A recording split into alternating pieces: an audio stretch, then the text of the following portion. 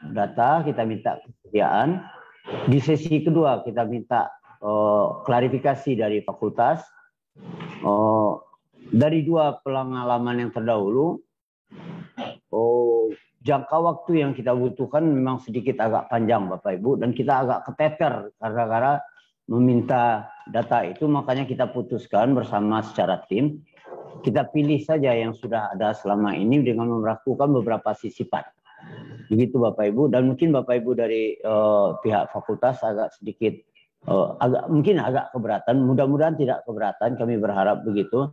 Karena ini betul-betul Bapak tidak ada maksud apa-apa, kita cuma bekerja bagaimana ini bisa jalan sedemikian rupa.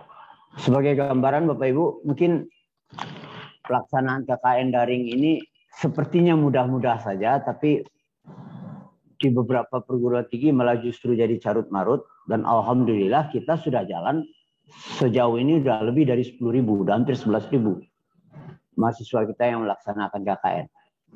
Alhamdulillah berjalan dengan meskipun sedikit ada beberapa onak dan duri, tentu biasa gitu. Dan insya Allah sekarang juga kita akan menerjunkan mahasiswa. Tadinya dalam draft awal itu ada sekitar 3.829 orang, dan itu data yang kita kirim ke BNPB. Tapi kenyataan di lapangan sesudah ada finishing touch, ada yang mengundurkan diri dan berbagai permasalahan. Untuk saat ini yang terdata itu cuma tinggal 3.396 orang. Dan catatan pagi ini juga masih ada beberapa mahasiswa mungkin yang akan bergeser angka ini. Kok bisa bergeser-geser? Nah itu dia. Pergeseran itu antara lain itu adalah adanya mahasiswa di beberapa fakultas yang karena kegiatan dan aktivitas tertentu kemudian mereka menarik diri. Saya tidak jadi KKN sekarang Pak, dengan berbagai alasan bla bla bla bla dan seterusnya. Dan juga mungkin ada penyisipan itu terutama terjadi di KKN terpadu dan di KKN kebangsaan. Karena itu permintaannya khusus, juga dilakukan dengan skim khusus dan kita seleksi khusus gitu. Jadi untuk itu juga ada pergeseran angka-angkanya. Jadi mungkin angka ini belum bisa kita katakan sebuah angka yang rigid begitu Bapak Ibu. Mohon maaf kalau ada pergeseran, nanti itu Pak Ta'ali dan Pak Yusamdi, mungkin saya mohon maaf sekali kalau ada 1-2 bergeser, tapi tidak banyak. Itu data sementara Bapak Ibu. Jadi kenapa kita merekrutnya sedemikian rupa, memang karena kita belum full computerized. Sistem kita masih belum full computerized. Dengan berbagai permasalahan, insya Allah kita berharap untuk KKN Januari nanti kita sudah bisa, mohon dukungan Pak Ta'ali itu, kita bisa full computerized, sehingga kalau udah full computerized, konsekuensinya juga sama-sama kita tahan Bapak Ibu dari fakultas. Begitu sudah terdaftar, ya terdaftar, kalau batal ya atau menarik diri secara resmi, tapi masuk di luar jadwal, wassalam. Nah sekarang kan masuk di luar jadwal itu masih ada 1-2 bisa kita lakukan kebijakan. Tapi kalau begitu kita sudah menggunakan full system, ya tidak ada maaf bagimu. Nah itu juga kenapa kita perlu bertemu sekarang Bapak Ibu. Mumpung sekarang masih belum full system, tapi mungkin akhir penilaian Pak Ta'ali kalau mendukung dengan sangat bijak, kita akan lakukan penilaian secara full system, secara mandiri oleh masing-masing dosen.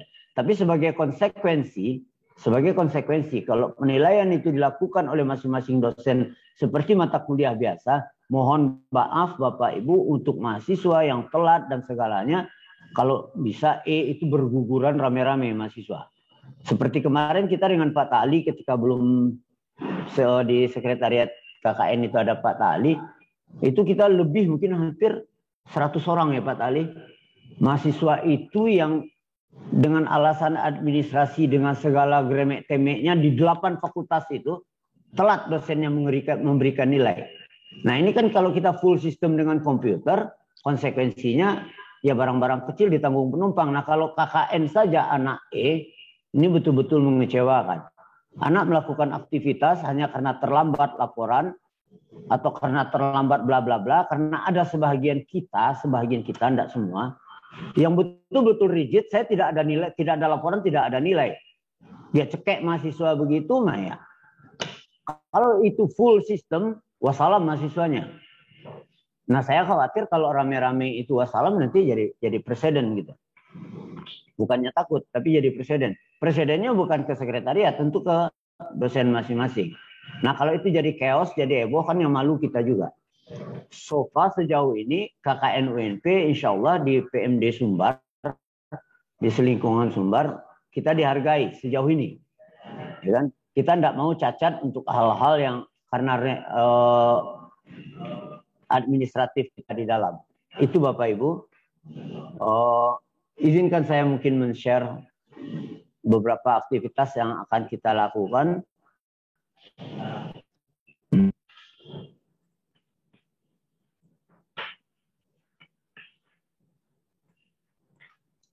Jadi Bapak Ibu, mungkin izinkan saya memperkenalkan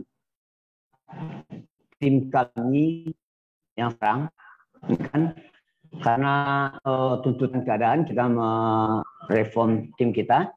Jadi tim KKN itu, tim intinya itu Bapak Ibu pengarah, tentu rektor dan seluruh wakil rektor. Ketuanya tentu ketua pembinaannya sudah jelas. Kemudian tim inti KKN itu kebetulan sekarang dipercayakan kepada saya dan koordinator sekretariatnya itu adalah Pak Fakhrul Razi, PhD. Kemudian koordinator programnya itu Pak Yasdino Huda. Jadi kalau Bapak Ibu ada permasalahan terkait sekretariat dan segalanya bisa Bapak kontak Bapak Fakhrul Razi. Di WAG udah ada namanya, nomornya juga. Dan kemudian Pak Yasdino Huda, Dr. Yasdino Huda itu koordinator program. Kalau ada permasalahan program silakan Bapak Ibu kontak langsung. Pak Yasdinul ini dibantu oleh Pak Riri Trinanda dari FWS dan Pak Dedi Supendra dari FIP. Nah, untuk koordinator wilayah, kalau ada permasalahan kewilayahan yang terkait kewilayahan, itu nanti Bapak Ibu akan dijembatani oleh Pak Hijriantomi, host kita hari ini. Topnya dipanggil Pak Aan, SIPMM dari FPP, dan beliau didampingi oleh Pak Saiful Haq, SPD MPDT, insya Allah sebentar lagi doktor dari FT, dan juga Pak Rizky Ramadan dari FIS, SPD MSI. Dan untuk koordinator DPL, jadi DPL Bapak Ibu kalau ada keluhan dan sebagainya tentang DPL dan transportasi nanti dinakodai oleh Pak Martias, Dr. Martias Z dari FIP. Kemudian Bapak Dr. Rino, beliau dibantu oleh Bapak Dr. Rino dari FE dan Dr. Padli dari FIK. Itu tim kita, dan di sekretariat sebagaimana biasa tim LP2M, Bu Riza dan Bu Hesti, itu nanti di nakodai ujung tombaknya Ibu Mela Rosi Putri SE. Itu tim KKN Bapak Ibu. Jadi bisa dicermati, inilah orang-orang yang bertanggung jawab melaksanakan KKN sekarang. Jadi kalau apa itu KKN, saya kira kita tidak perlu cerita Bapak Ibu, itu sudah cerita lama untuk Bapak Ibu ya kan. Itu terlalu klasik kalau saya katakan KKN apa. Dan peranan DPL juga sebetulnya ini mereplay saja. Kita adalah motivator, pembina, pengarah, penasehat, penghubung, pokoknya kita lah segalanya. Kalau orang Palembang bilang kita itu adalah wong Kitogalo. Perwakilan fakultas itu adalah kita, ya kan, DPL gitu. Nah, jadi Bapak Ibu di sini semuanya terlihat bahwa peran DPL itu tidak calo Bapak Ibu. Ini kan calo WA ini yang lelah kita. Calo WA bermasalah mahasiswa, dia chatting mahasiswa ke DPL, DPL langsung mengambil peran, itu chatting diteruskan kepada ketua KKN atau diteruskan kepada tim KKN. Apa solusinya kok ketua? Itu masalah. Lah kalau semuanya begitu kan ribet jadinya Bapak Ibu. Jadi kami berharap sekali Bapak Ibu silakan menghandle. If something happens, mohon Bapak Ibu terjun, turun tangan, menjembatani, menyelesaikannya. Ambil aja kebijakan yang jelas. Bapak Ibu adalah perwakilan UNP. Jadi tangan kanan UNP di sana. Jadi tidak perlu dikontak Pak Aan, tidak perlu dikontak Pak Razi kalau tidak kepepet-pepet banget gitu. Jadi mohon tidak jadi calo WA saja Bapak Ibu. Itu peran DPL. Kalau fungsinya barusan juga kita sudah katakan. Nah ini satu lagi tentang fungsi DPL ini Bapak Ibu.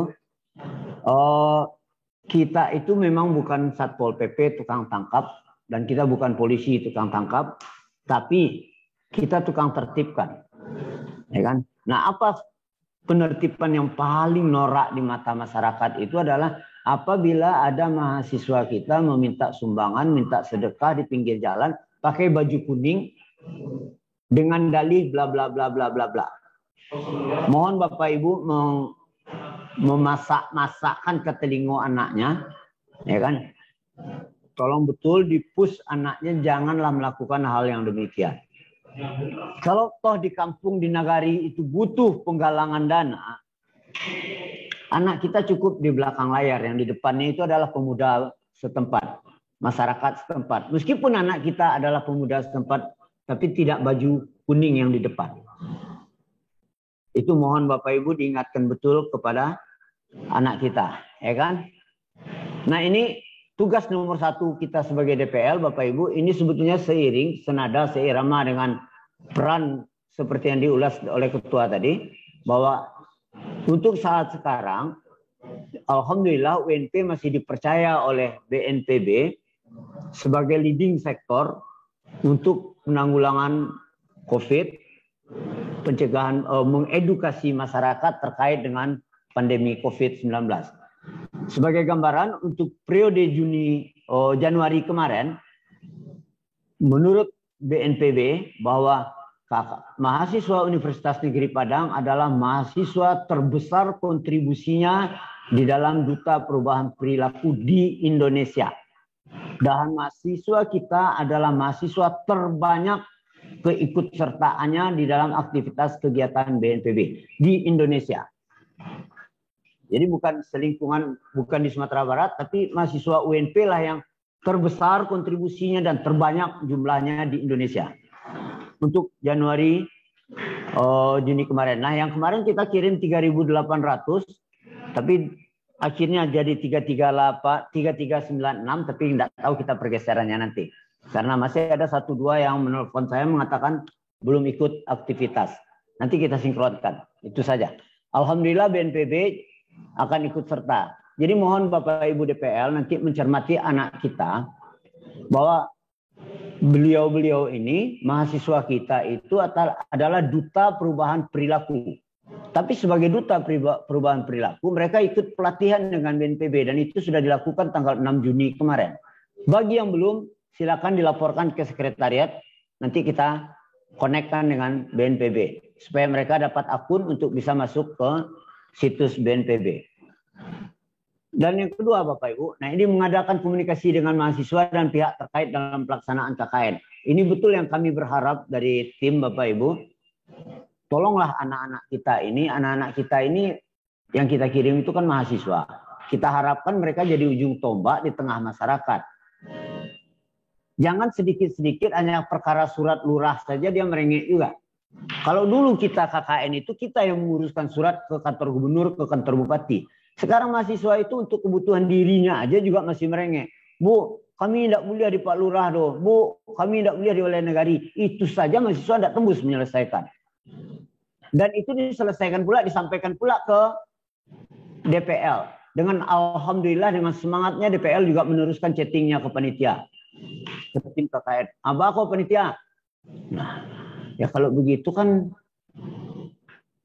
mohon deh Bapak Ibu yang poin 2 itu. Nah ini yang ketiga, saya kira ini udah default kita sebagai dosen UNP menjaga dan membina disiplin mahasiswa bukan selama KKN saja, tapi selamanya gitu. Ya, karena itu default tugas kita sebagai dosen. Kemudian membimbing itu hal yang standar, menampung segala permasalahan. Ini segala permasalahan dalam tanda kutip Bapak Ibu. Jadi nanti menampung segala permasalahan, tidak pakai peng mahasiswa aku disuruh lo minta ke DPL, enggak. Tentu in apostrophe dalam tanda kutip, ya kan? Yang keenam juga normatif, memberikan saran solusi permasalahan sebelum, selama, dan sesudah KKN. Itu adalah hal-hal yang normatif saya kira. Memantau, mengendalikan, mengarahkan, ini juga hal yang normatif. Nah ini yang nomor 8 mungkin poin yang sering jadi trapping. Jadi jebakan bagi DPL dan jadi mahasiswa. Mengontrol pengisian logbook. Kenapa ini jadi jebakan? Karena biasanya sebahagian kita pengisian logbook dilaporkan hanya pada akhir. Sehingga terjadilah pergelomoan logbooknya itu copet saja, copy paste, edit, snack. Bukan berdasarkan aktual kejadian di lapangan. Jadi kalau itu terjadi, itu kan karena kontrol kita kurang. Jangan salahkan mahasiswa, karena mahasiswa itu emang hobinya copet itu. Mahasiswa itu apapun yang bisa dicopet, dia copet. Copet bukan maling Bapak Ibu, copet, copy, paste, edit, snack gitu. Kan? Jadi tolong ini dicermati Bapak Ibu. Kami berharap paling tidak 1 kali dalam seminggu itu Bapak Ibu cermati logbook mereka. Ya kan? Kalaulah tidak tiap hari. Seperti yang diarahkan Bapak WR1 tadi, jangan mengatakan bahwa oh kami sulit, jauh, tidak mungkin dikontrol. Ya kan teknologi sekarang cuma 5 menit, 10 menit Bapak Ibu per hari lihat kan cukup. Cukup ada masalah 5 menit gitu kan. Kemudian membimbing mahasiswa menulis laporan akhir. Laporan akhir itu formatnya ada Bapak Ibu. Ya kan? Nah yang diserahkan nanti soft file-nya. Soft file-nya. Ya kan? Nah menentukan dan kemudian menentukan menilai kegiatan dan menentukan nilai mahasiswa dalam kegiatan. Itu normatif tugas kita sebagai dosen. Nah ini metode bimbingan seperti yang diarahkan Pak WR1 tadi. Yang pasti Bapak Ibu minimal sekali seminggu Bapak Ibu ada kontak dengan mahasiswa. Ya kan? Bukan satu mahasiswa, tapi dengan setiap mahasiswa dalam grup Bapak Ibu. Nah ini caranya yang paling mudah Bapak Ibu. Ini maaf, saya tidak mengajarkan tentara Babari, sama sekali tidak. Cuman mengingatkan saja. Begitu Bapak Ibu masuk di tim ini, begitu Bapak Ibu jadi DPL, monggo sebentar lagi kita akan share siapa yang Bapak Ibu bimbing. Mungkin kalau paling lambat besok pagi ya Pak Razi. Paling lambat besok pagi kita akan share siapa yang Bapak Ibu bimbing dan monggo dibentuk sekalian grup WA-nya. Jadi kita tidak harus pergi, tidak harus pula pakai calo dengan mahasiswa. Ini kan kadang-kadang DPL ini pakai sub pula dia. Dia sebagai DPL ini lihat mahasiswanya C ini jadi sub di mahasiswa. Mahasiswa inilah yang kontrol teman-temannya. Komandannya ini melaporkan ke DPL-nya. Tidak usahlah kita pakai sub pula Bapak Ibu. Ya, tidak menuduh, tapi itu fakta yang kita lihat di lapangan beberapa kali. Kemudian metode bimbingan ini udah pasti, ini udah pasti andalan kita itu adalah alat komunikasi, tidak ada cara lain. Ya, enggak. Apakah kita tidak akan melakukan monef? Mudah-mudahan monef diberi kesempatan oleh Pak Rektor, Pak Yohandri nanti Ketua Lembaga, ya paling 1 kali gitu, ya kan? Oh, ini saya kira normatif saja, tidak ada yang aneh-aneh. Wewenang dosen pembimbing ya udah pasti. Wewenang dosen saya kira itu normatif. Hak, nah ini hak. Hak ini bagian yang agak ribet Bapak Ibu, dan ini sering jadi gonjang-ganjing, ya kan? Sering jadi gonjang-ganjing. Apa hak hak DPL? Ya pasti mendapatkan SK Rektor, sudah pasti. SK Rektor sebagai dosen pembimbing lapangan. Oh kalau SK itulah jalesnya Pak, bukanlah jale. SK itu kan berujung. Jadi Pak WR2 ini yang akan menyensor SK ini. Karena SK itu berujung dengan remun kan gitu. Jadi mendapatkan SK Rektor dengan kata lain itu dapat remun dengan aktivitas ini. Nah kemudian mendapat bantuan transportasi untuk monitoring lapangan. Ya kan? Tapi itu hanya 1 kali Bapak Ibu.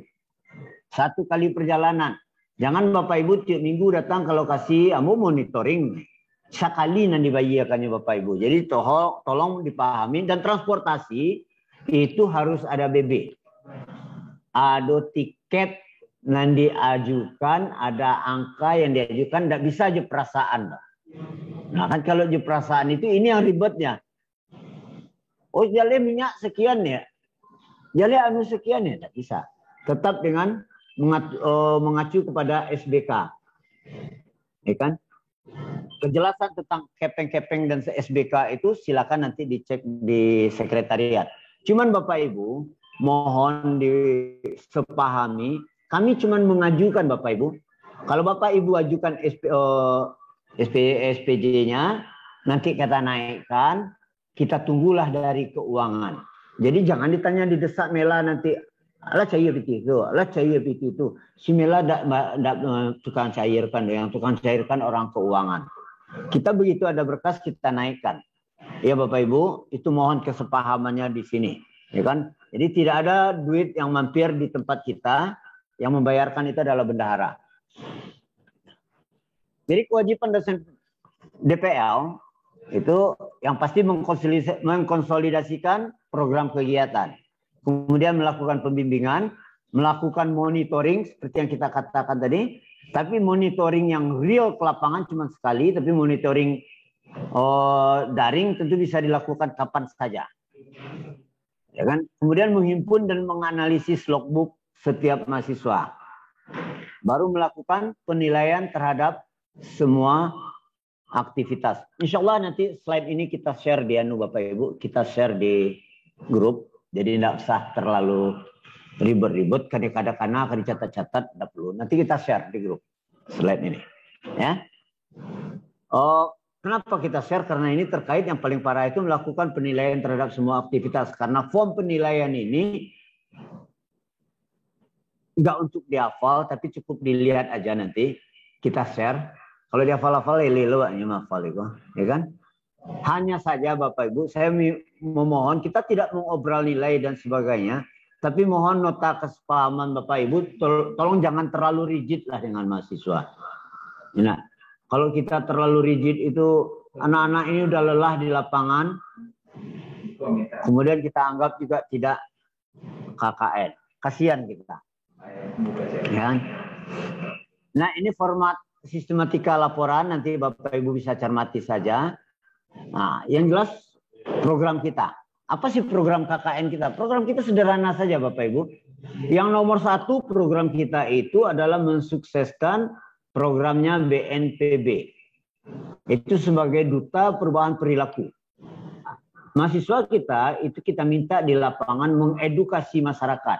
Mereka sudah tahu bagaimana caranya, apa anunya sudah dilatih, sudah diberikan pengarahan oleh BNPB. Mereka sudah diberikan pengarahan, jadi mereka akan memfoto dan sebagainya. Dan mereka harus upload di sistem BNPB. Insya Allah nanti kalau begitu anak-anak kita terjun, saya akan sharekan passwordnya. Bagaimana Bapak Ibu bisa memantau anak Bapak Ibu masing-masing. Saya sharekan link dan passwordnya nanti. Jadi ini kegiatan pertama wajib.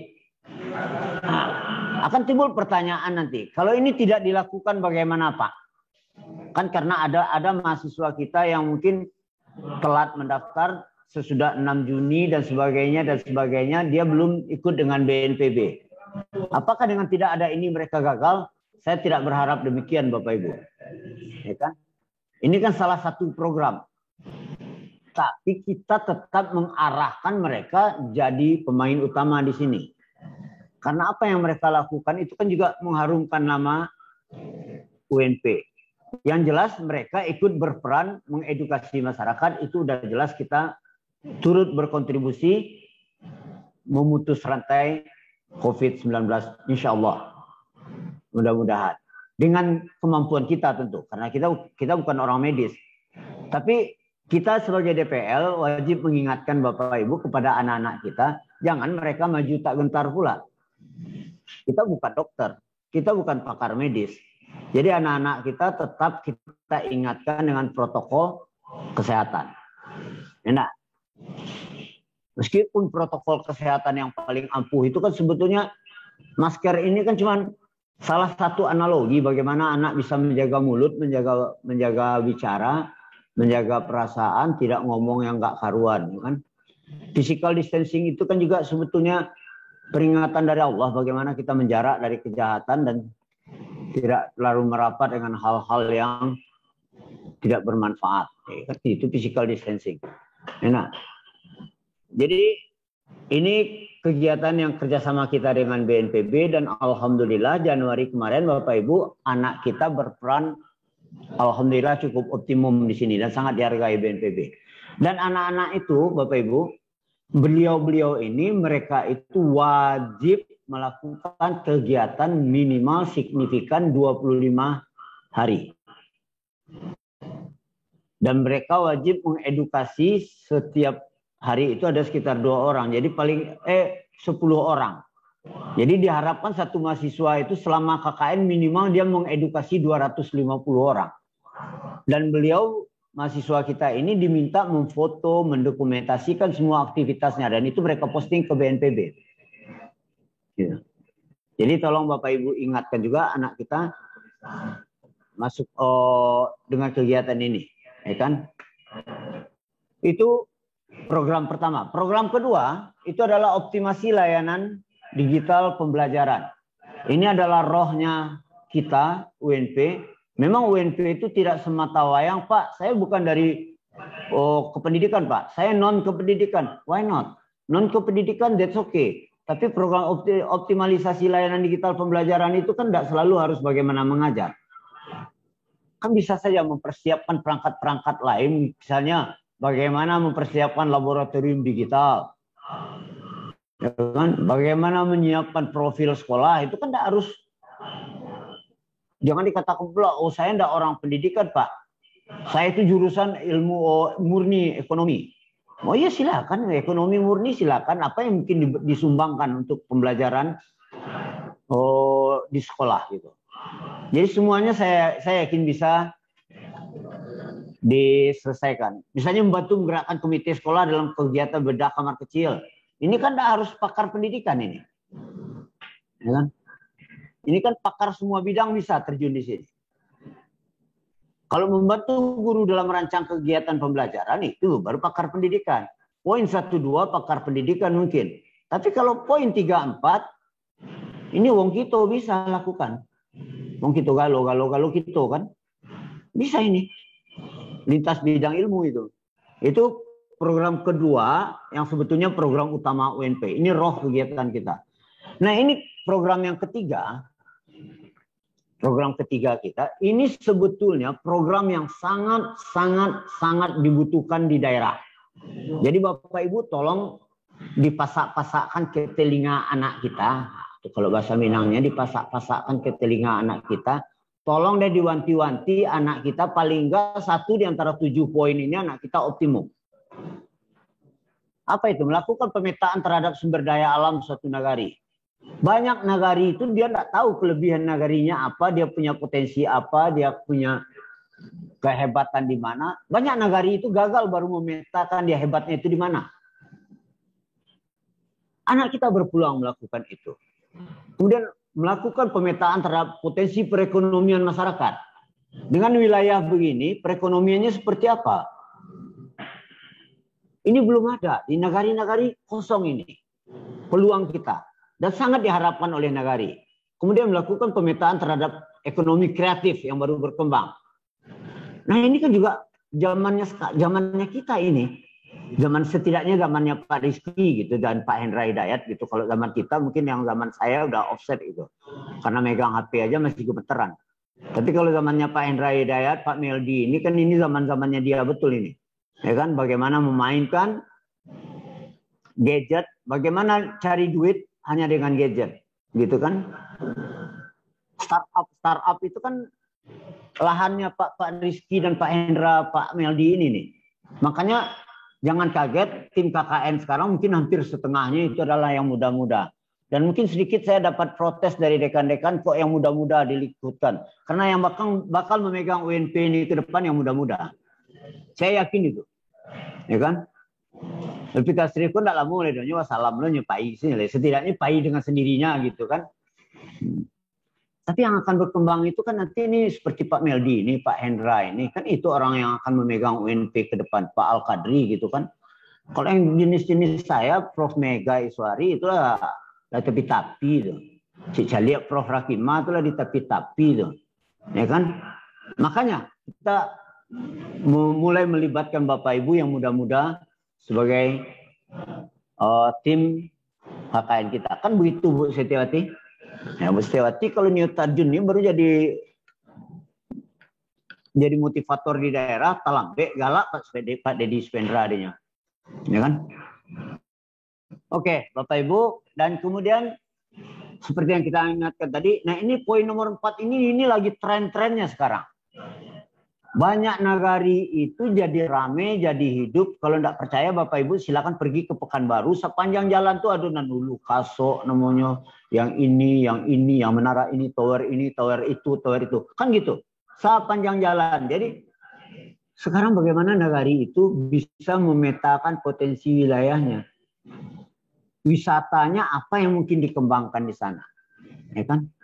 Kalau kita udah jelas di pesisir selatan di daerah pantai, tentu tidak air terjun dan buat bicarakan. Nah, ketilawi bicara air terjun itu kawan jadinya.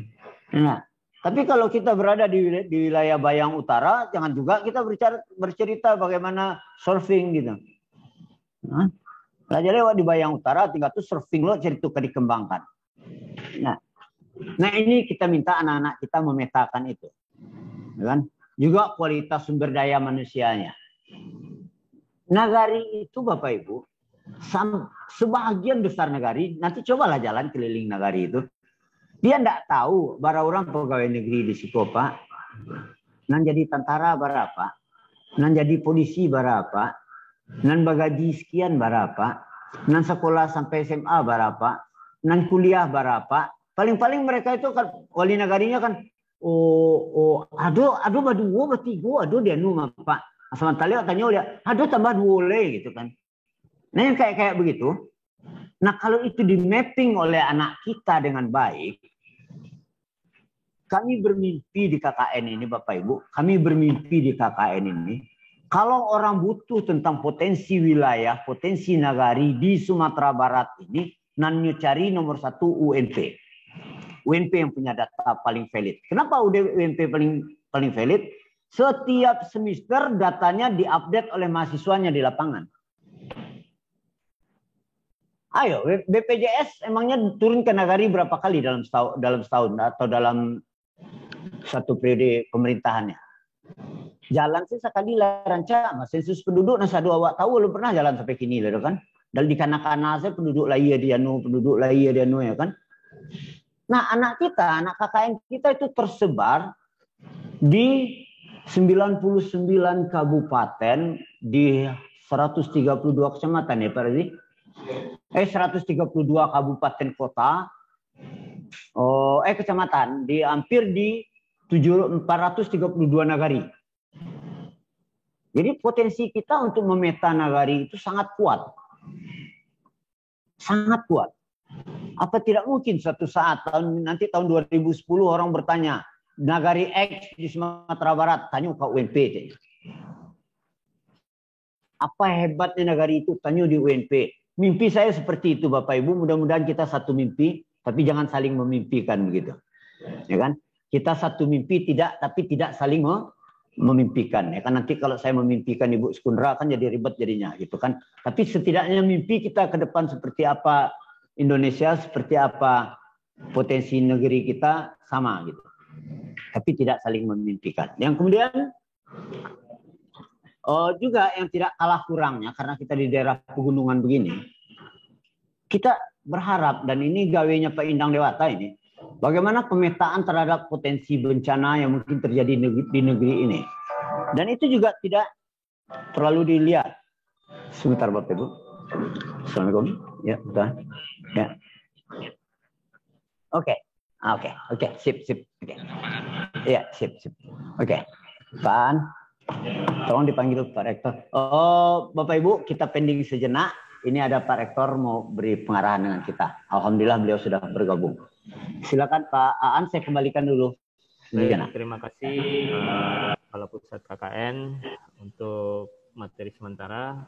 Kami beralih kepada Bapak Rektor Universitas Negeri Padang mohon sekiranya berkenan memberikan arahan dalam acara sosialisasi DPL untuk KKN Prode Juni dan Juli 2021 kepada Bapak Profesor Ganefri PhD, disilahkan.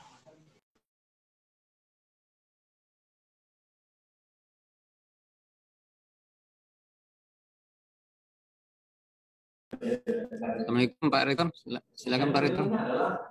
Jadi kami hubungi Pak Rektor, ada Bapak Prof. Ganefri PhD, dimohon saya memberikan arahan bagi kita semua dalam acara sosialisasi DPL kepada Bapak Prof. Ganefri, disilakan Pak.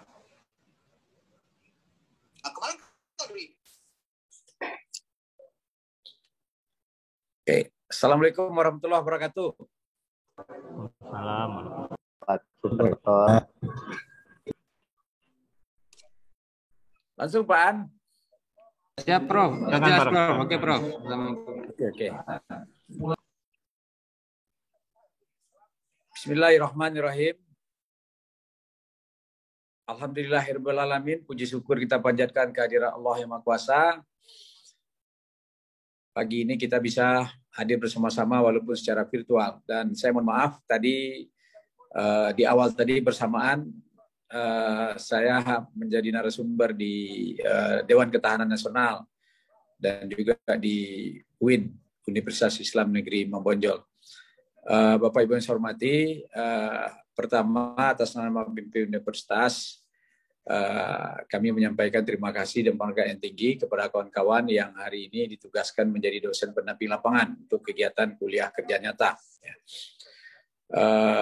Saya kebetulan hari ini masih di Jakarta karena siang ini saya akan bertemu dengan Dubes Myanmar terkait dengan keinginan mahasiswa-mahasiswa yang keinginan mahasiswa Myanmar karena sekarang di sana sedang ada kudeta ya.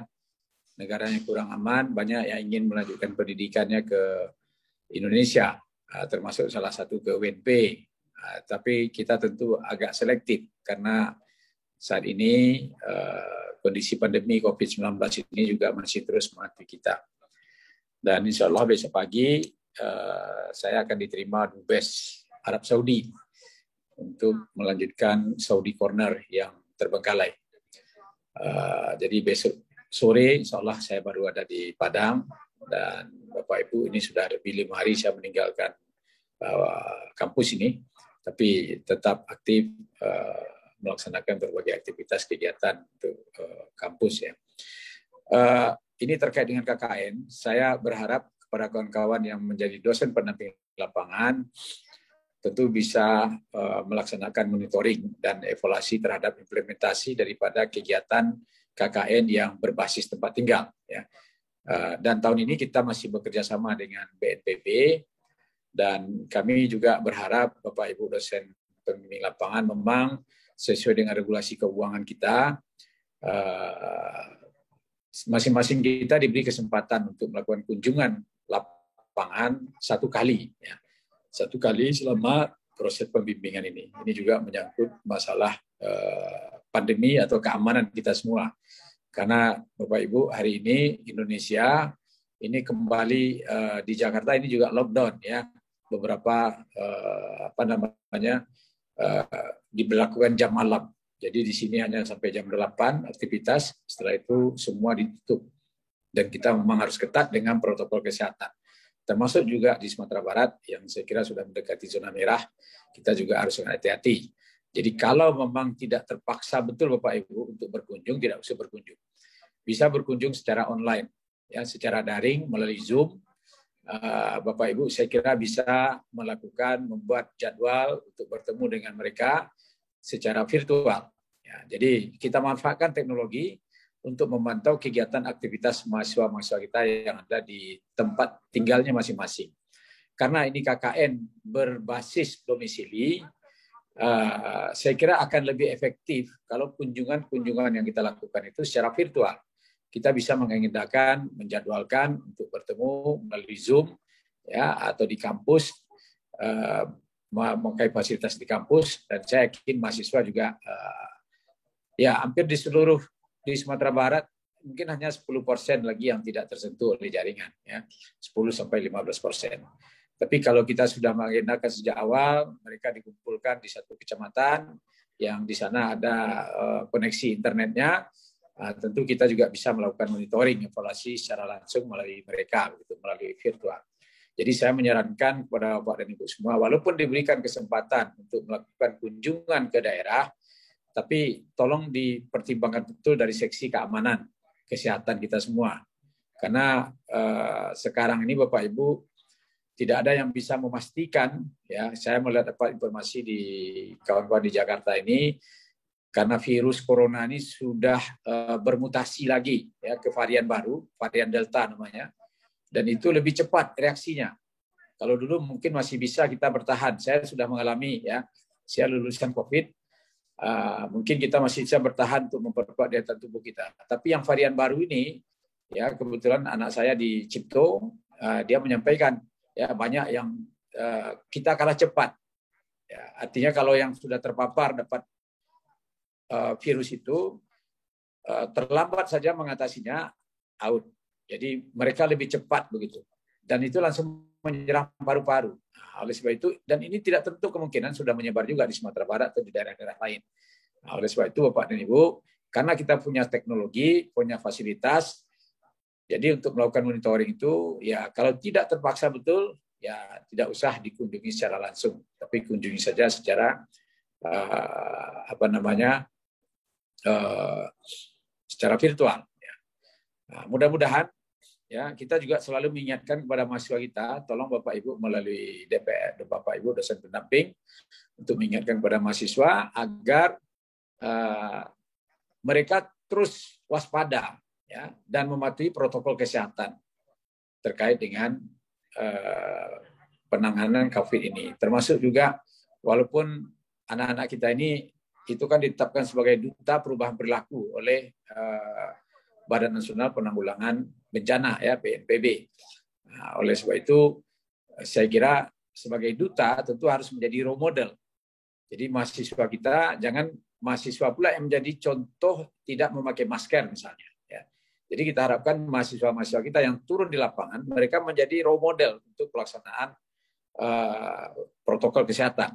Nah ini perlu saya kira diingatkan kepada anak-anak kita. Ya. Yang jelas Bapak dan Ibu, selama proses pandemi ini, kita melihat sekarang kondisi Indonesia itu mulai naik lagi ini, corona ini, dengan varian baru ini. Jadi vaksin yang sudah Bapak Ibu ini tidak menjamin, ya, karena vaksin itu untuk varian yang lama. Ke varian baru tentu lain lagi. Ya.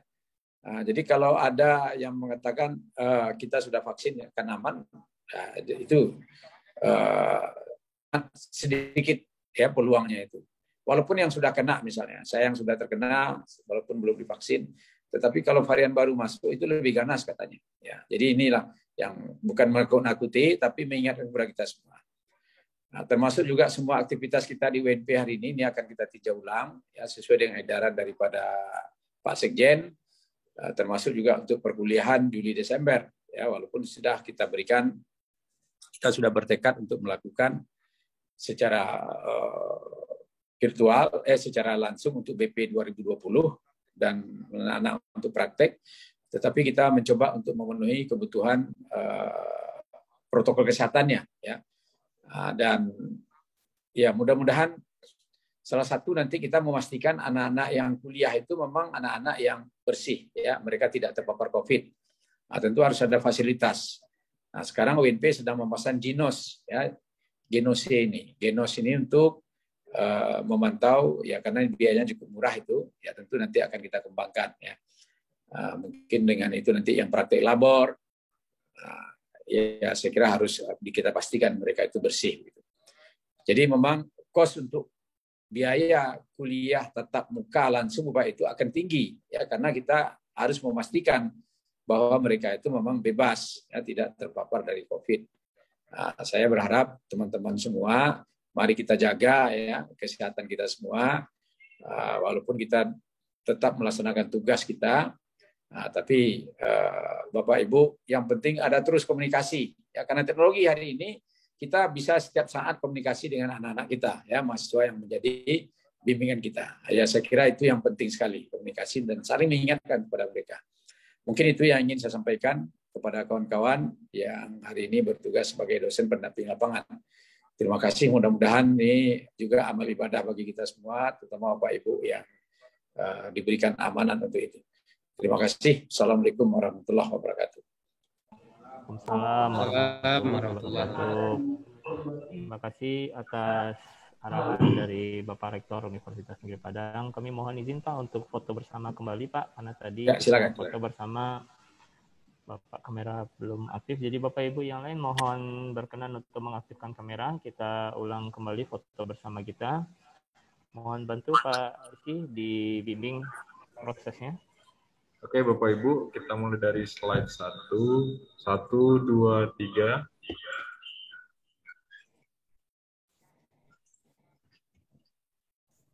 Kemudian slide kedua. 1, 2, 3. Kemudian slide ketiga. 1, 2, 3.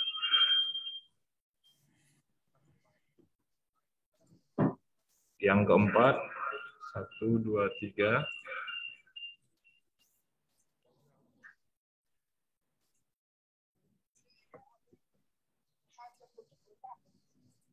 Yang kelima,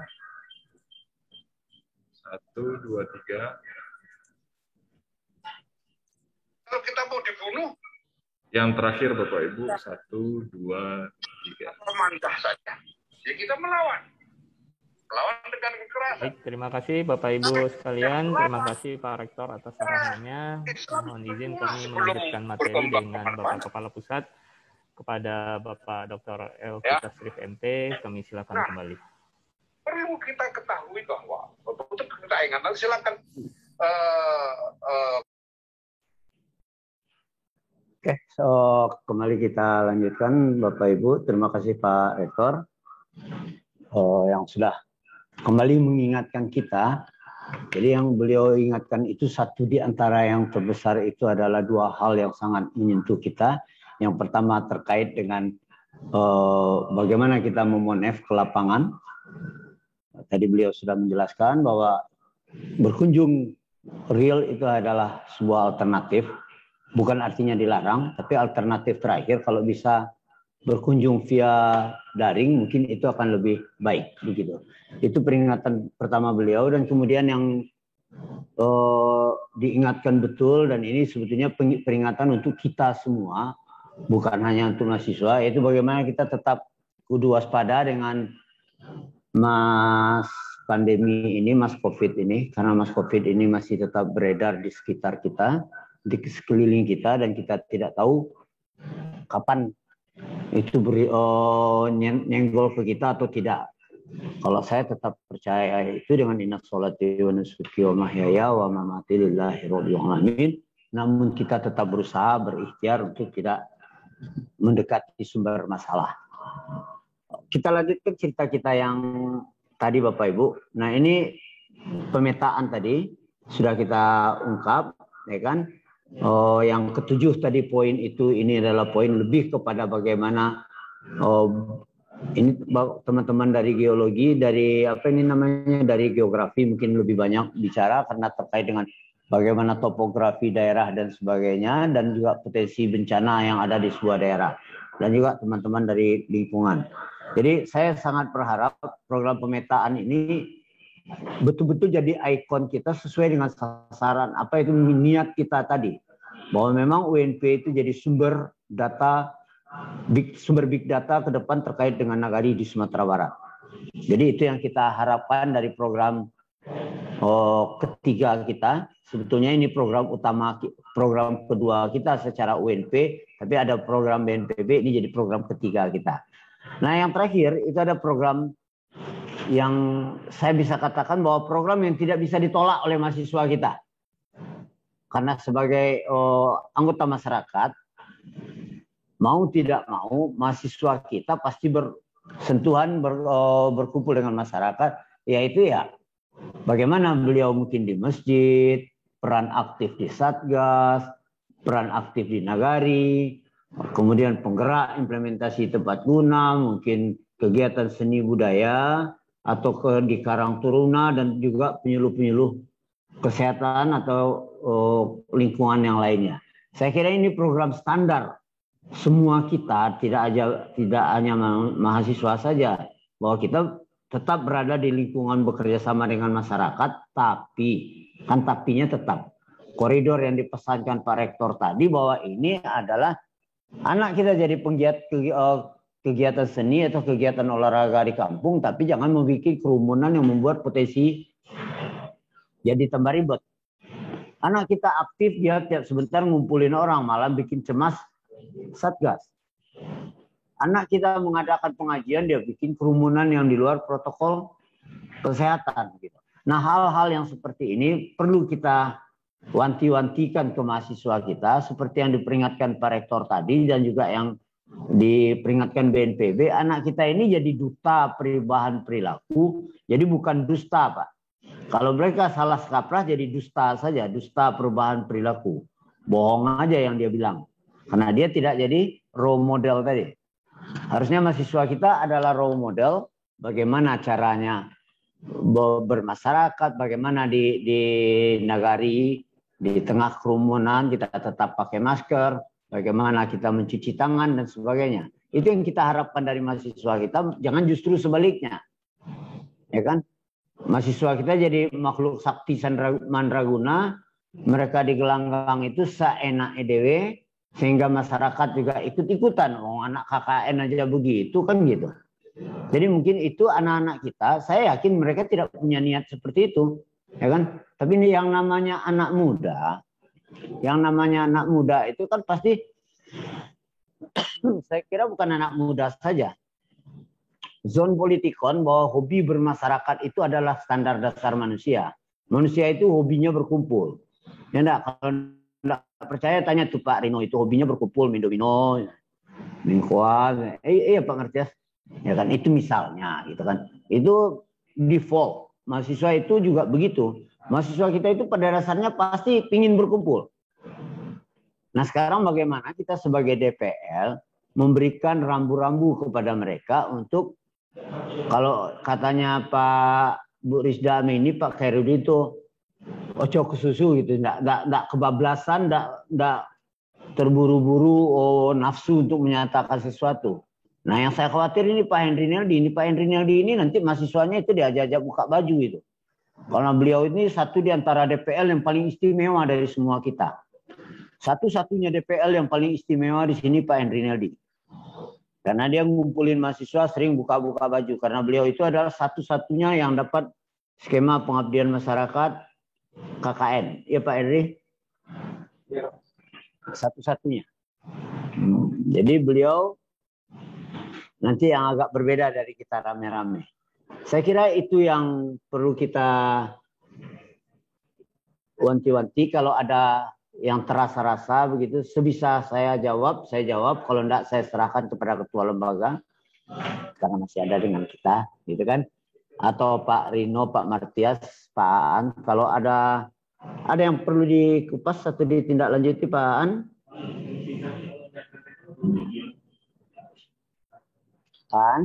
Saya kira itu yang bisa saya jelaskan sementara. Saya kembalikan kepada moderator. Billahi taufik wal hidayah. Assalamualaikum warahmatullahi wabarakatuh. Assalamualaikum warahmatullahi wabarakatuh. Terima kasih atas penyampaian materi yang telah disampaikan oleh Bapak Kepala Pusat, Bapak Dr. Elvi Tasrif MT. Kita masuk ke segmen tanya jawab, Bapak Ibu. Silakan yang ingin mengajukan pertanyaan menggunakan virtual raise hand ataupun langsung menghubungi kami sebagai pembawa acara. Jika ada pertanyaan, silakan Bapak Ibu. Sembari menunggu Bapak Ibu mengajukan pertanyaan, di kolom chat kita sudah ada pertanyaan Pak Kepala Pusat. Dari Bapak Hafid Ardi, WD 1 FBS, kalimatnya izin menyampaikan pertanyaan mahasiswa. Ada dari mahasiswa dari Prodi Pendidikan Bahasa Indonesia ingin bertanya, di mana yang bersangkutan dengan beberapa teman menjalani KKN tanggal 29 Juni sampai 29 Juli berdasarkan surat edaran kegiatan PL dimulai 21 Juli sehingga ada bentrok di ujungnya nih di antara 21 dengan 29 Juli ini. Nah, mohon arahan solusinya untuk kasus ini, Pak Kepala Pusat. Silakan responnya, Pak. Langsung Bapak silakan. Sembari kita menunggu pertanyaan Bapak Ibu yang lainnya. Oke, terima kasih Pak Aan, Pak Hafid. Saya juga udah lihat chat mahasiswa, cuma saya tersenyum-senyum indah saja. Pertanyaannya KKN itu berawal dari 29 Juni berakhir 29 Juli kan gitu penjadwalan kita. Itu kita geser Bapak Ibu. Ini ada asumsi seolah-olah tim KKN kok nak lama pari itu geser-geser jadwal. Keceknya tanggal 7 itu tanggal 29 loh. Bapak Ibu itu kita geser sesuai dengan arahan WR1 dan WDWD1 yang mengatakan bahwa kegiatan ujian dilakukan 14 Juni sampai 24 Juni. Ya kan tidak mungkin anak KKN disuruh ujian atau anak lagi ujian kita bikin KKN. 7 Juni sampai 24 Juni gitu.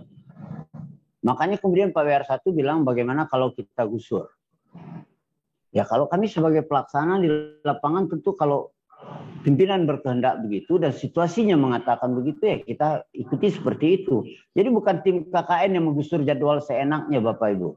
Nah sekarang terjadi crash. PLK 21 Juli dimulai. Saya juga tidak ada crash apa-apa. PLK-nya daring. KKN-nya daring.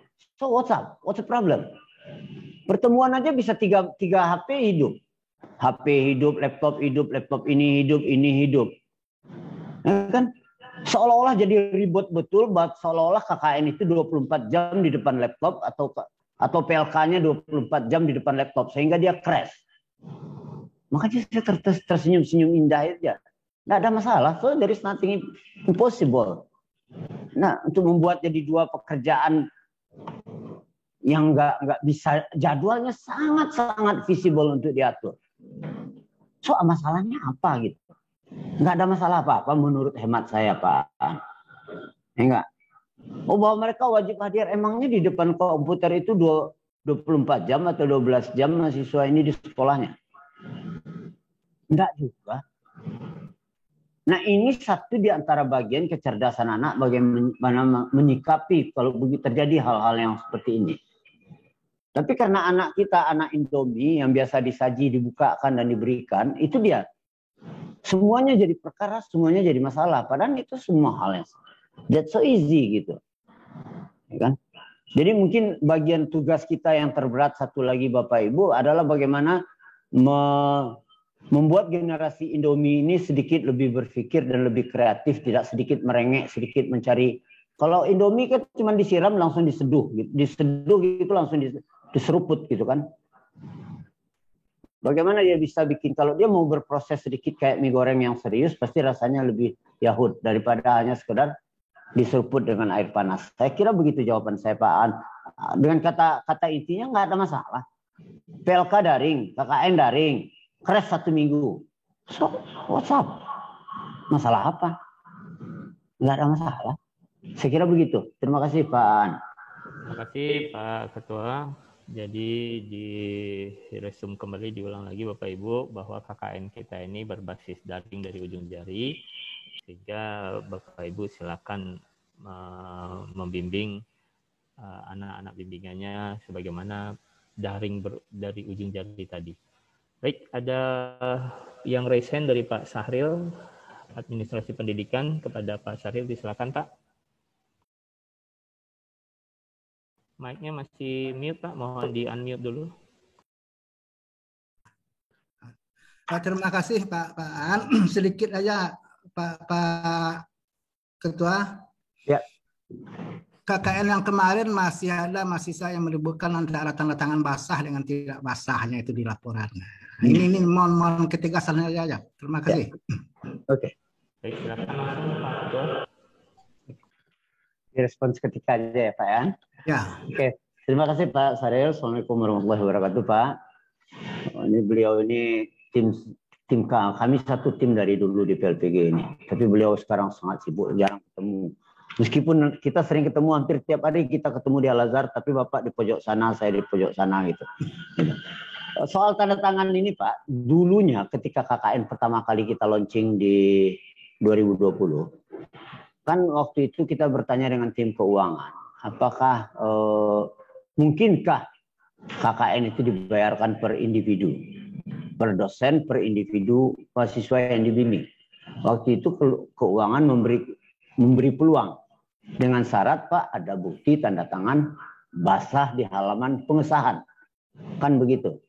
Faktanya begitu kita masih berbincang itu visible or not visible, kita ribut duluan di WA. Begitu kita ribut di WA, maka muncullah beberapa unit lain yang mengatakan kami juga buat kegiatan begitu. Kalau begitu kita akan dibayar seperti ini, seperti itu. Maka akhirnya itu dibatalkan. Maka tidak jadilah tanda tangan basah dan tak basah itu. Makanya yang kemarin, KKN kita Januari kemarin, saya nggak pernah nanyain lagi tanda tangan mau basah, mau kering, setengah basah, setengah kering. Ya itu cuma syarat administratif kita kumpulkan di sini. Kan itu saja, bahwa YBS sudah mengumpulkan laporan. Begitu saja Pak Sarif. Karena kita khawatir Pak, kalau tidak kita kumpulkan halaman pengesahan itu, nanti jangan KKN ini hanya visible gitu. Antayo, tidak. Makanya kita perlu BB, begitu aja Pak. Saya kira itu jawabannya Pak. Jadi basah tidak basah itu karena terkait tadinya mau diuangkan Pak. Sekarang karena udah tidak diuangkan ya, tidak ada masalah lagi begitu. Ya Pak Sarif. Terima kasih. Ya Pak. Saya kembalikan Pak. Ya. Terima kasih Pak Kapus, jadi cukup jelas. Kebijakan Bapak Ibu DPL saja lagi untuk bisa menentukan apakah nanti dokumennya itu valid tidak valid gitu ya. Nah, jadi kita tidak dari tim KKN tidak mensyaratkan harus basah tidak basah gitu. Jadi diserahkan kepada Bapak Ibu untuk dapat memvalidasinya sendiri. Gitu. Baik, silakan Bapak Ibu kalau ada pertanyaan lebih lanjut. Kami belum melihat raise hand atau Bapak Ibu bisa langsung menghubungi dengan memanggilan langsung. Silakan.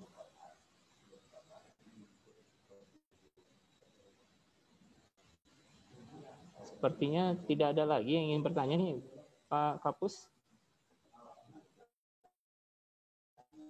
Sudah cukup jelas kan? Kalau tidak ada lagi, begini aja Pak. Bukan tidak ada pertanyaan di sini, artinya tidak boleh bertanya lagi. Whenever. Bapak boleh bertanya saja di sekretariat, Bapak bisa chat di WA. Cuman mungkin yang menjawab itu tidak selalu Elvita Srif, mungkin Pak Aan, bisa Pak Rino, bisa Pak Rizky, bisa Pak Martias. Pokoknya siapa saya, kita tim, kita sama Pak. Semuanya kita bicarakan dalam tim. Jadi silakan Bapak tanya di tim. Tadi sudah ditayangkan tim kita itu yang masing-masing mungkin kalau Bapak Ibu mau kita anu sedikit lagi, saya anukan tim kita itu Bapak Ibu. Ini Pak Razi dari MIPA, Pak Yasdinul dari FT, Pak Riri dari FBS, Pak Dedi dari FIS, dari FIP, dari FIP, Pak Ijrian Tomi dari FPP, Pak Saiful dari FT, Pak Rizky Ramadan dari FIS, Pak Martias dari FIP, Pak Rino dari FE, Pak Fadli dari FIK. Jadi ini seluruh fakultas ada tim ini di dalam.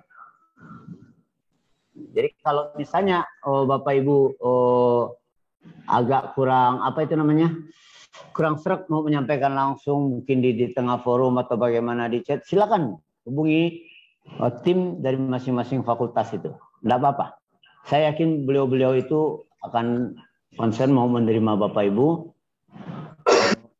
Ini adalah tim kita, ini adalah kampus kita, ini adalah kegiatan kita. Apapun yang kita lakukan di sini, semuanya adalah untuk progres UNP ke depan.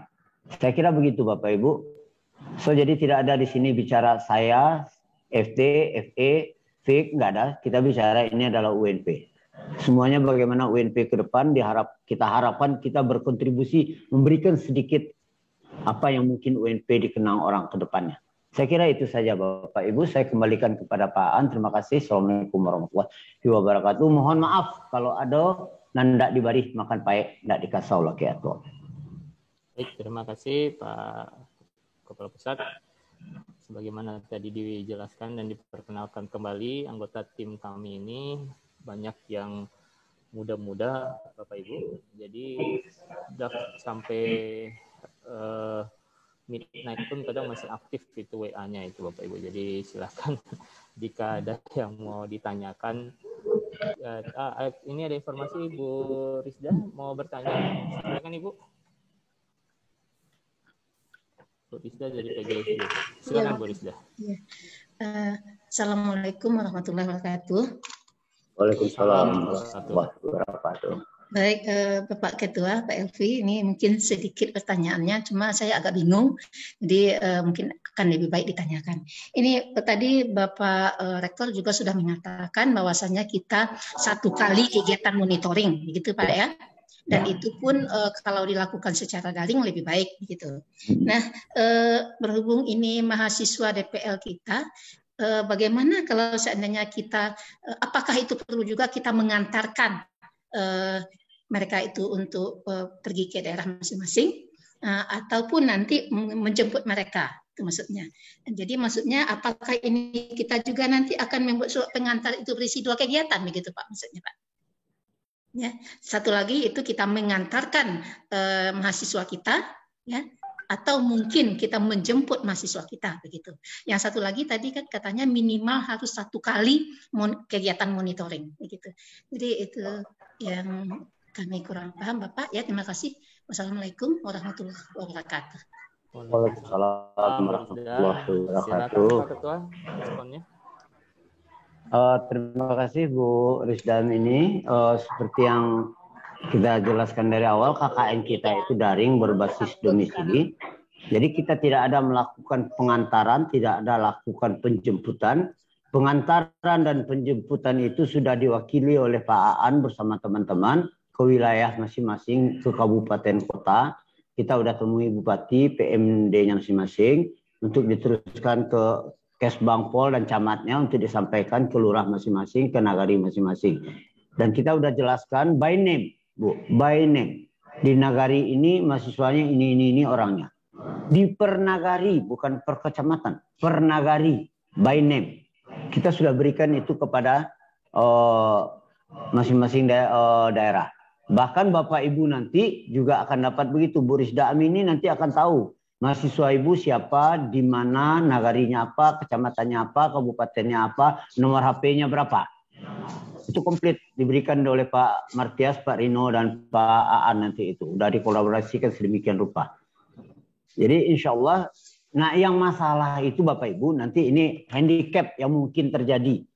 Yang mungkin terjadi itu adalah ada beberapa mahasiswa, dan bukan beberapa lagi. Jadi ini sebetulnya curhat kami ini Bapak Ibu di tim. Kita sebetulnya bulan Mei dulu udah selesai memeta seluruh hal terkait KKN ini. Mei udah selesai. Mei pertengahan ya Pak An, Pak Rino. Mei pertengahan kita udah beres seluruh hal. Tiba-tiba apa yang terjadi? Mahasiswa kita itu berkong-kalingkong. Apa kong-kalingkongnya? Kita katakan KKN berbasis domisili sesuai KTP atau di mana Anda beraktivitas. Maka semuanya tiba-tiba katakanlah anak PGSD itu ada di sebuah nagari. Seluruhnya anak PGSD.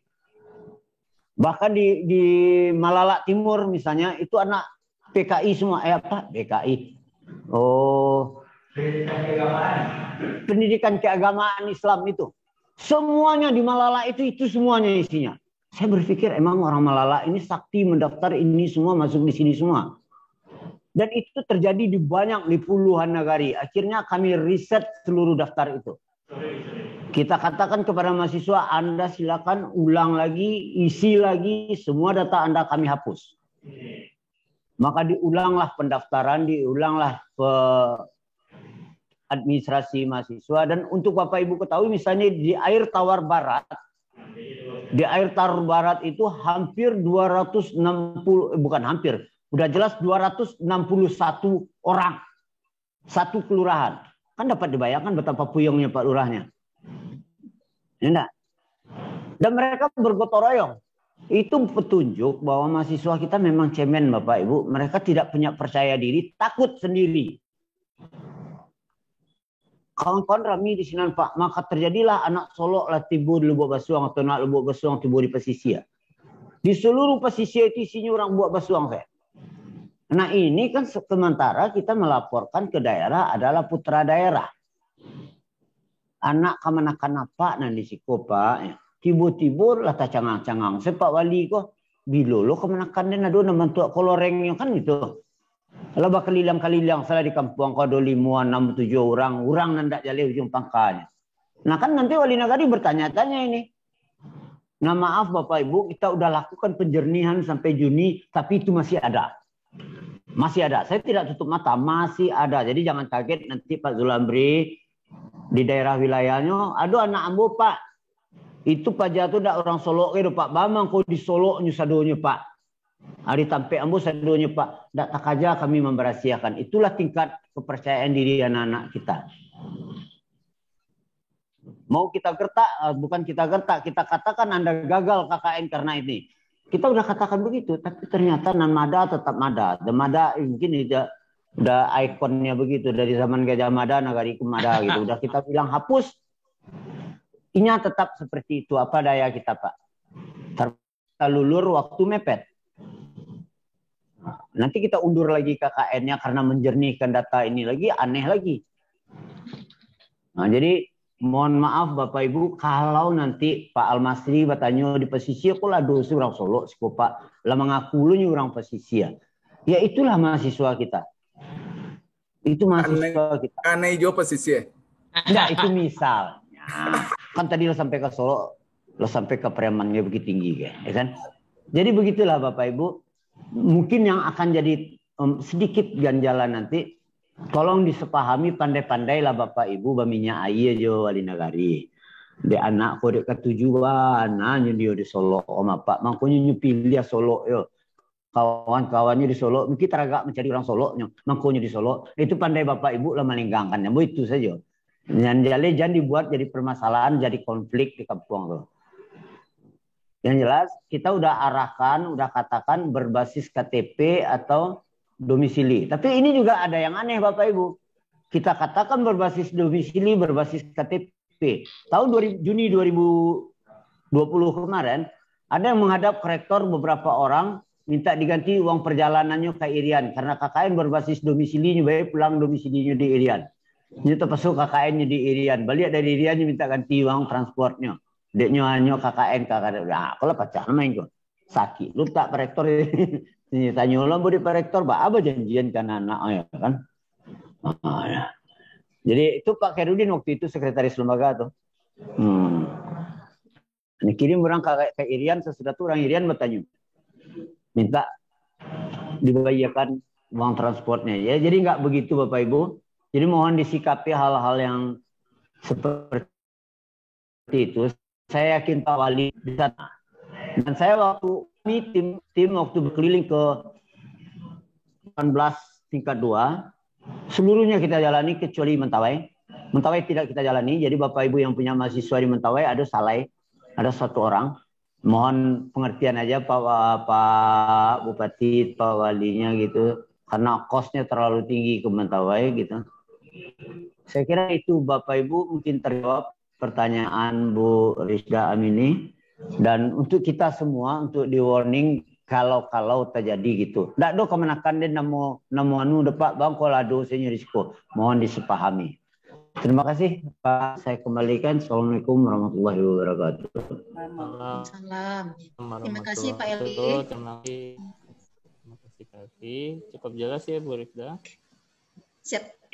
Baik, ya kami mohon izin menyimpulkan kembali bahwa tidak ada pengantaran ataupun penjemputan, semuanya berbasis daring, sehingga berbasis daring dan domisili, sehingga jika ada, kami harapkan bahwa aktivitas dari mahasiswa yang melaksanakan KKN ini sepenuhnya nanti dari ujung jari, tidak lagi berkerumun-kerumun di kantor wali nagari maupun di kelurahan. Baik, Bapak Ibu, jika ada pertanyaan lain, kami silakan. Lalita. Bapak Ibu tim, ada yang melihat present atau ada yang menunjukkan? Tidak ada ya? Cukup sepertinya Pak Ketua. Baik, alhamdulillah bisa tercapai materi dan penjelasan dari Pak Ketua. Sedikit mungkin Pak Ketua perihal nilai, bahwa nilai itu masih sepenuhnya dari DPL ya Pak Ketua ya. Itu mohon sedikit ditegaskan kembali itu Pak Ketua.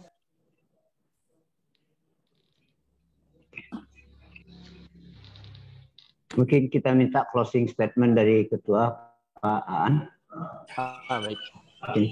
Sebelum kita menutup acara sosialisasi ini, kami mohon kepada Bapak Ketua LP2M, Bapak Yohan Budi PhD, untuk dapat menyampaikan closing statement-nya kepada Pak Ketua LP2M. Silakan. Pan.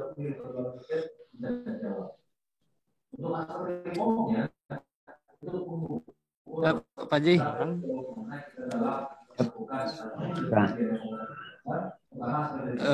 Baik Bapak Ibu, Assalamualaikum warahmatullahi wabarakatuh. Mohon maaf nih, saya lagi merapat juga di lantai 4, jadi suaranya agak masuk dari speaker. Pertama, tentu kami mengucapkan terima kasih Bapak Ibu, kita sudah mengikuti rangkaian kegiatan hari ini untuk mempersiapkan pelaksanaan KKN sebagai DPL untuk tahun 2021 ini. Tentu kita berharap kita dapat meningkatkan kualitas pembimbingan dan proses bimbingan terhadap mahasiswa, sehingga kita betul-betul bisa menghasilkan kualitas pelaksanaan KKN yang lebih baik daripada tahun-tahun sebelumnya. Kita berharap semoga pelaksanaan KKN tahun ini lancar, Bapak Ibu tetap mengikuti prokes, dan seperti yang diarahkan oleh Pak Rektor, mungkin kegiatan-kegiatan yang bisa dilakukan secara daring kita optimalkan secara daring untuk mengurangi risiko Bapak Ibu terjun ke lapangan secara langsung. Kemudian kita pastikan juga mensinkronkan kegiatan di lapangan nanti dengan program Duta Perubahan Perilaku dari BNPB. Akhirnya kami mengucapkan selamat bertugas Bapak Ibu, terima kasih atas waktu dan kesediaan Bapak Ibu membimbing mahasiswa. Semoga semuanya berjalan lancar dan Bapak Ibu tetap mahasiswa dan Bapak Ibu semua nanti tetap sehat, dan semoga semua effort dan usaha kita menjadi amal ibadah hendaknya.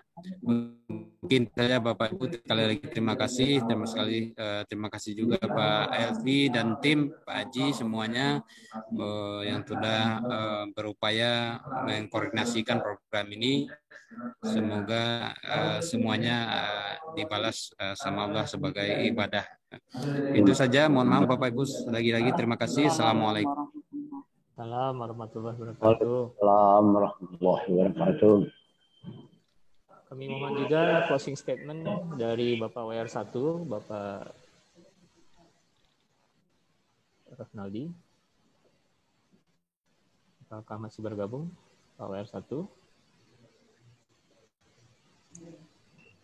Pak WR1, apakah masih bergabung bersama kami? Mungkin beliau ada rapat di atas. Sudah tidak ada. Baik. Sekian, kalau begitu Bapak Ibu, acara sosialisasi dosen pembimbing lapangan tentang pelaksanaan KKN periode Juni-Juli 2021. Sekali lagi kami ucapkan terima kasih kepada Rektor WR1, Ketua LP2M, Kepala Pusat KKN dan Tim KKN, Bapak Ibu DPL, atas kesediaan hadir pada platform Zoom meeting ini. Semoga apa yang kita lakukan pada hari ini tidak hanya mencerdaskan anak bangsa, namun juga mendapatkan pahala dan ridho Allah Subhanahu wa taala. Amin ya rabbal alamin. Sebelum menutup acara, kami tak henti-hentinya menyampaikan pesan Ibu, ingat selalu pesan Ibu, pakai masker, jaga jarak, dan rutin cuci tangan. Kita tutup acara sosialisasi hari ini dengan mengucapkan alhamdulillahirabbil alamin. Saya sebagai pembawa mewakili tim KKN, mohon maaf jika ada salah dan janggal dalam pelaksanaan sosialisasi. Wabillahi taufik wa hidayah. Assalamualaikum warahmatullahi wabarakatuh. Waalaikumsalam. Terima kasih Bapak Ibu. Terima kasih Bapak Ibu. Terima kasih Bapak Ibu semuanya. Marwah, yuk, sama-sama Pak Zul, Amri. Yuk. Keluar dulu sih ya. Pak Ketua mohon izin Pak Ketua, terima kasih Pak Ketua. Abah, Pak Ketua Lembaga. Yuk. Terima kasih banyak.